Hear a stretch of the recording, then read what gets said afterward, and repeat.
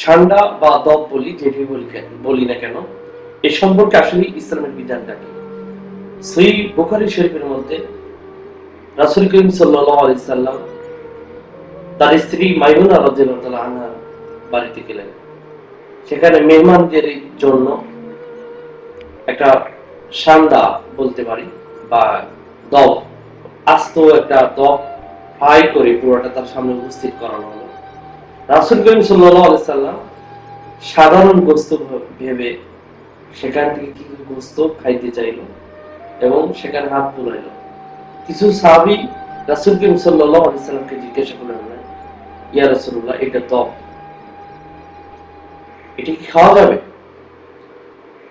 খালিদ ইবনে ওয়ালিদ রাদিয়াল্লাহু তাআলা আনহু তিনি বলিলেন, হারাম দবুন ইয়া রাসূলুল্লাহ, দব কি হারাম? রাসূল করিম সাল্লাল্লাহু আলাইহি সাল্লাম তখন সেটাকে হারাম